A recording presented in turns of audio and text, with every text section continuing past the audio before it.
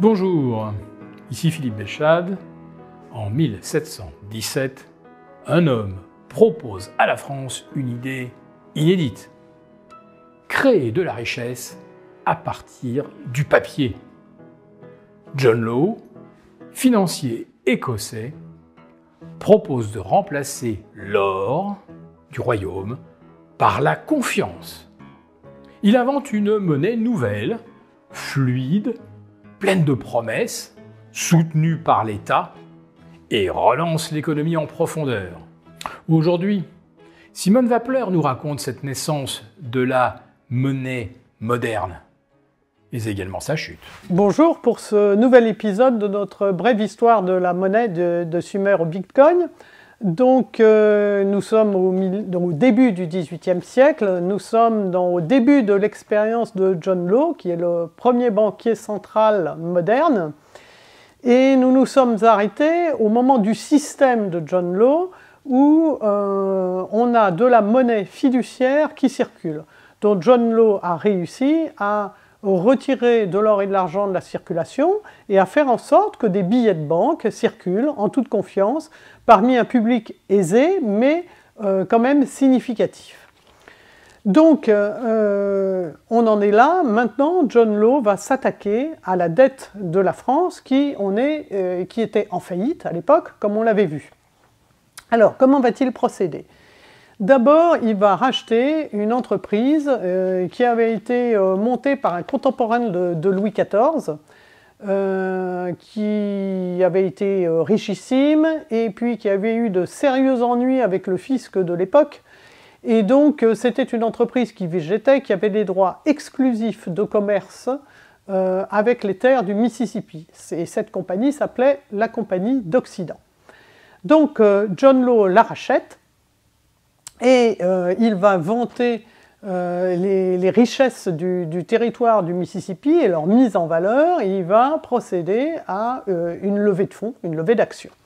Donc la Compagnie d'Occident va émettre des actions de 500 livres, et c'est là où est le coup de passe-passe génial de John Law. Pour acquérir ces actions, il suffit d'apporter à la Banque Générale, devenue Banque Royale, de la dette d'État à court terme, des billets du Trésor royal à court terme. Alors ces billets étaient complètement décotés puisque la France était en faillite et oubliait allègrement d'en payer les intérêts. Donc si vous aviez par exemple un billet du Trésor qui valait 100, eh bien il se négociait 33 sur le marché puisque vous n'aviez qu'un bout de papier dont les intérêts n'étaient pas payés. Mais là, subitement, par le génie de Law, vous l'apportez à la Banque Générale et vous recevez en fait des actions d'une entreprise dont on vous dit qu'elle est promise à un avenir extraordinaire. On dirait aujourd'hui disruptif.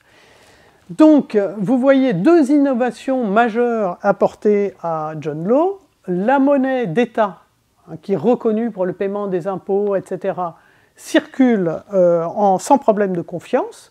L'or et l'argent ont été retirés de la circulation. Et ensuite, vous voyez que c'est une élégante opération de, on dirait maintenant, quantitative easing, puisque de la dette d'État est retirée de la circulation et qu'en échange, les gens reçoivent non pas des liquidités, comme on dirait maintenant, mais des actions très prometteuses. Donc, ça a été un très grand succès. Une partie de la dette à court terme de la France est retirée de la circulation. Mais bon, pendant 2 ans, il ne se passe rien. Les actions s'échangent un tout petit peu en dessous de leur nominal, les actions de la Compagnie d'Occident. Donc là, deuxième coup du système de John Law, on va, ce qu'on appelle, animer un peu le marché. Nouvelle émission d'actions. Parce que la Compagnie d'Occident va racheter 2 autres sociétés criblées de dettes, qui sont la Compagnie des Indes orientales, et la Compagnie de Chine. Donc ce sont 2 entreprises criblées de dettes qui ne faisaient pas grand-chose et dont la flotte était un peu pourrie, 2 autres compagnies commerciales. On les fusionne et on émet nouvelle émission d'actions,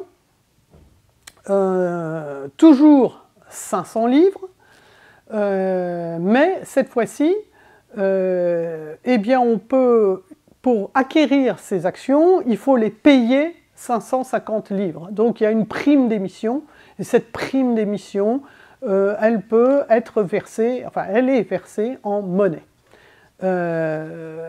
Donc là, gros succès, à nouveau, de cette nouvelle souscription, de cette nouvelle augmentation de capital. Ces nouvelles actions sont appelées les filles.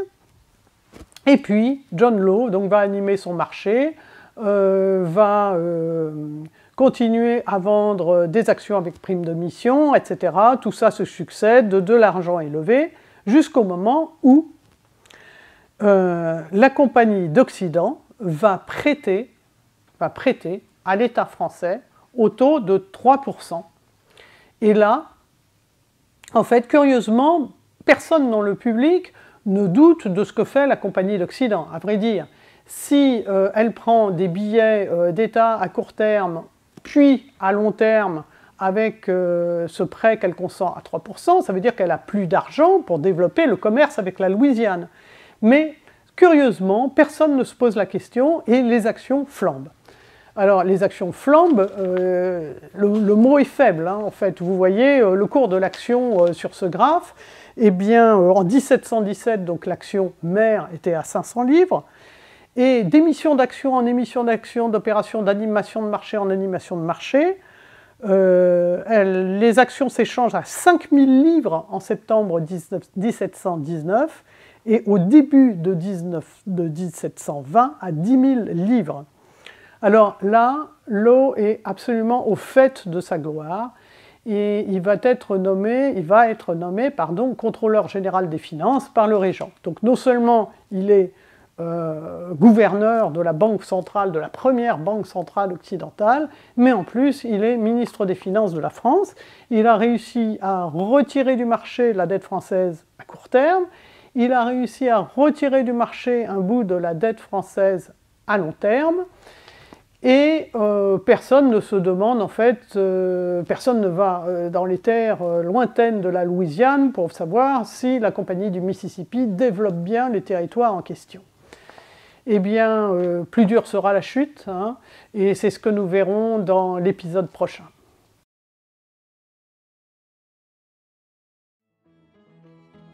Si vous avez apprécié le contenu de cette vidéo et que vous voulez comprendre pourquoi notre système monétaire vacille aujourd'hui, téléchargez gratuitement notre livre sur l'histoire de la monnaie, dont le lien se trouve dans la description de la vidéo. Dans ce livre, vous découvrirez pourquoi la monnaie n'a jamais été neutre et la raison pour laquelle elle est au cœur de chaque effondrement. Et bien sûr, n'oubliez pas de vous abonner à notre chaîne où vous pourrez retrouver la totalité des épisodes de cette série. Merci et à bientôt!